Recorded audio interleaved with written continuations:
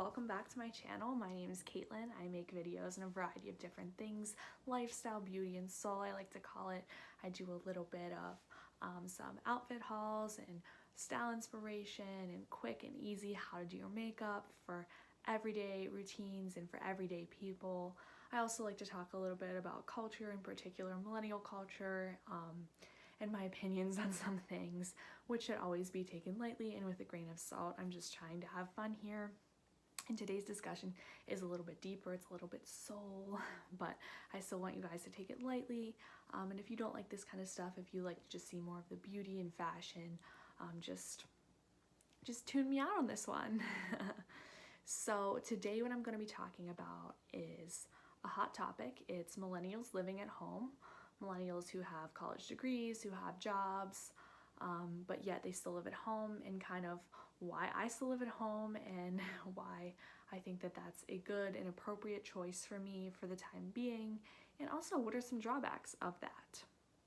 So first, to give you a little bit of background about myself, I graduated from Robert Morris University, which is a private school in the Pittsburgh area. I graduated in May 2017, so a little bit over a year ago. And I graduated with a finance degree, and I work at PNC in the financial services industry. I'm not going to disclose my income. I think that's illegal. And also that would just be super, super weird. But I work there about 40 to 50 hours every single week, and I really like my job. I think it's interesting. I always have to learn something new. It definitely keeps me mentally engaged, and I like the people I work with as well. They're all very, very friendly and helpful. But yeah, I've been working there since last August. I had an internship with them, and I think the pay is very good. It's very competitive. But despite that, I would say the number one reason why I live at home is financially. And that doesn't really stem from my job at PNC, because like I said, it's a very comfortable, competitive income that's on par with what other financial services professionals are making in the industry. It has more to do with my education at Robert Morris University. I went there for 3 years. I was a CA for 1 year. I got a lot of scholarships from my high school. I got a good academic scholarship from Robert Morris. And like I said, I only went there for 3 years and got my bachelor's degree. I crammed it all into 3 years, and yet I still owed $42,000. I had to take out some loans from the government. I had to take out some loans with my parents co-signing them, but they are all to be paid back by me, and I've paid back about half of them now. And I still have a long way to go. So yeah, that's probably the main reason why I live at home, is because how much debt I owe to Robert Morris, and how I still want to be saving for a house, saving for a new car, and also like enjoying my life. I think it's important to find a balance between working hard and saving, and also having fun and living your life.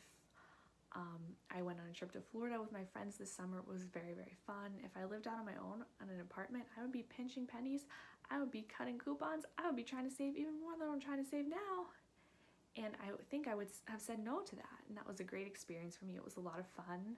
I also saw Taylor Swift, and those tickets were pretty expensive. And that's another experience I don't think I would have enjoyed if I lived out on my own. So for me, it's about financial security. I want to pay off my student debt from Robert Morris. I want to save, and I also want to be enjoying myself. So that's my biggest reason why I decided to live at home.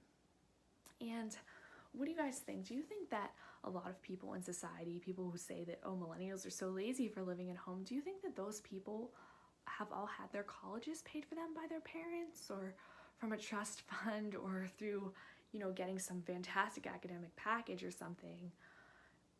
Because that's kind of what it seems like to me. Like those people that say, why are those millennials all living in somebody's basement? It seems to me like they didn't have any problems paying off their college. It seemed like they had it all figured out. They had, like lots of other money saved, and financial security wasn't really a thing for them.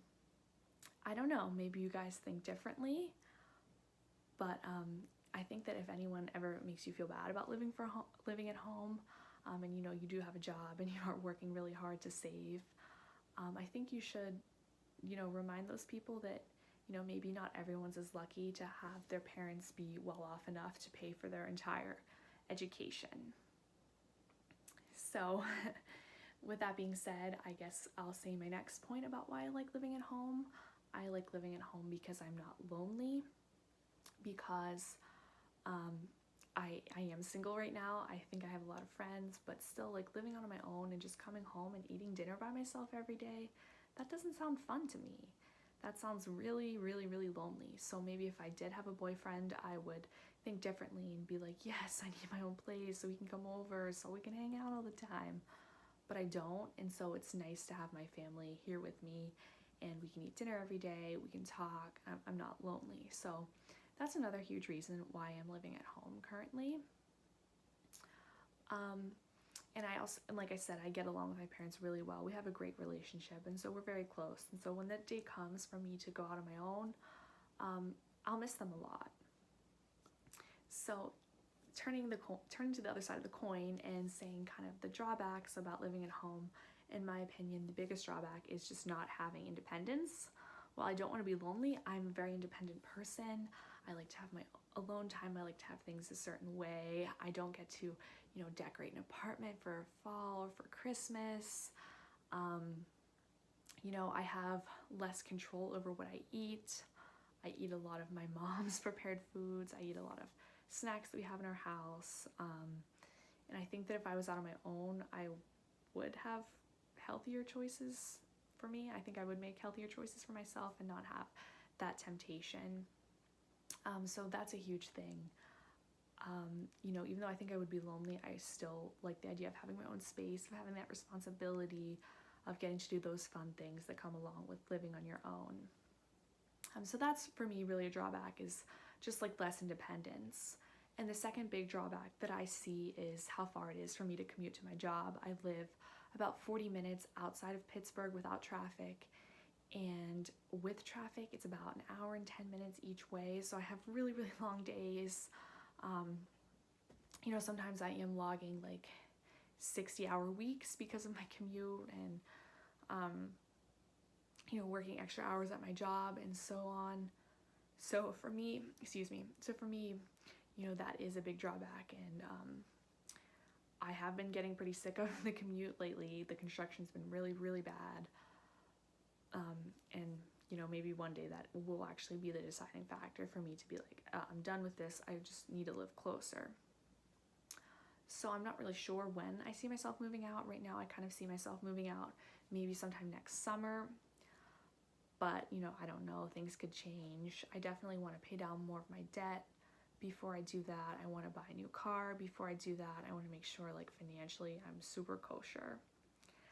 So for me, again, like, the financials is the biggest reason for seeing how long I'm going to stay at home versus moving out. But let me know what you guys think. Do people ever give you a hard time if you're a millennial and you live at home? Do you feel like bad about it, like guilty, like you're working less hard than other people? Do you think a lot of people that have had their colleges paid off, or the people that think people living at home are lazy? Do you think if college was free, it would help this? I personally don't. I like the system the way it is. I think that, you know, it's fair that you should have to pay for the education you're getting, and I think that, you know, that is how we have superior education, if we are paying a lot. But maybe there should be some talks on capping salaries. I don't know, because, you know, you obviously want people to be fairly compensated, but you know, should colleges really cost $38,000 a year to go to?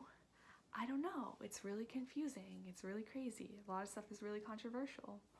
But let me know what you guys think in the comments down below. If you want to see more videos like this, give this a thumbs up, and please subscribe if you're new to my channel. Thank you so much for watching, and I'll see you guys next time. Thanks.